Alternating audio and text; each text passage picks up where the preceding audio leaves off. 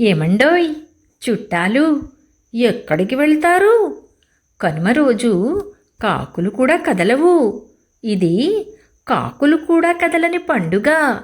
4 రోజుల సంక్రాంతి పండుగలో 3వ రోజు కనుమ పండుగగా జరుపుకుంటాం. అనాదిగా వస్తున్న ఆచారం ప్రకారం కనుమ రోజు ప్రయాణాలు చేయకూడదని, కనీసం ఊరి పొలిమేరలు కూడా దాటకూడదని అంటారు. అసలు ఈ నియమం రావటం వెనుక కారణం ఏమై ఉంటుందో? పెద్ద పండుగ సంక్రాంతి పండుగను మన తెలుగువారు పెద్ద పండుగ అని పిలుచుకుంటాం కదా.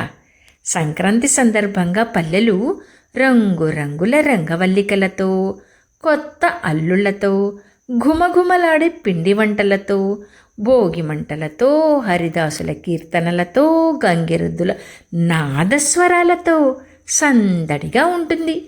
ఇలా సందడిగా గడిపిన తర్వాత పల్లె విడిచి పట్నం పోవడానికి ఎవరు ఇష్టపడతారు? కానీ ఉద్యోగ బాధ్యతలు, ఇతరత్ర వ్యవహారాల వల్ల నగరాలకు చేరక తప్పదు కదా. ఒక నానుడి ప్రకారం కనుమ రోజు కాకులు కూడా ఎక్కడికి కదలవు. అందుకే పండక్కి వచ్చిన వారు కనుమ రోజు తిరుగు ప్రయాణం చేయరాదని మన పూర్వీకులు అంటారు. మూగజీవాలను పూజించే సంస్కృతి మనది. పల్లెల్లో నివసించే ప్రజలకు పశువులే పెద్ద సంపద. ఏడాది మొత్తం రైతుకు చేదోడు వాదోడుగా ఉంటూ కష్టించే పశువులను కనుమ రోజు పూజించటం మన సంప్రదాయం.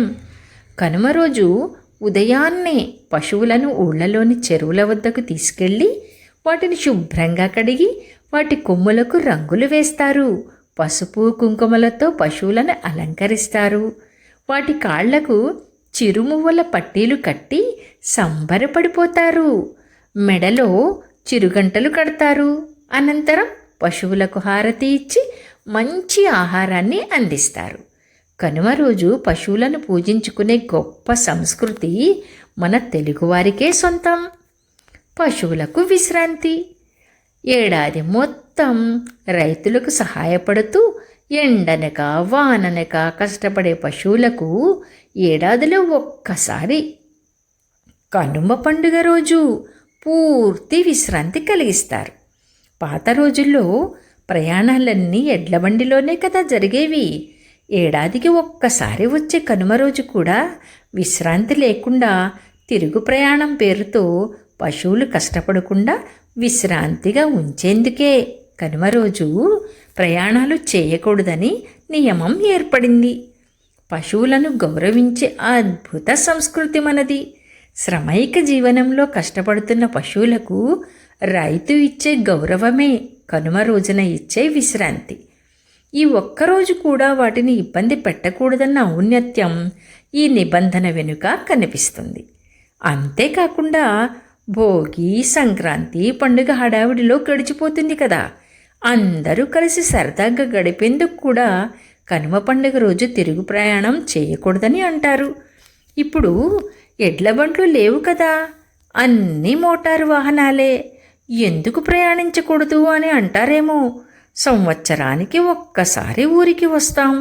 ఇంకో రోజు మీ సొంత ఊరిలో బంధుమిత్రులతో సరదాగా గడపండోయ్. తర్వాత ఎలాగూ యాంత్రిక జీవనం తప్పదు కదా. ఇదే కనుమ పండుగ నాడు ప్రయాణాలు నిషిద్ధం అనటం వెనుక ఉన్న అంతరార్థం. అందుకే ఎంతవరకు విశ్వసించాలనేది పూర్తిగా మీ వ్యక్తిగత విషయం అనుకోండి.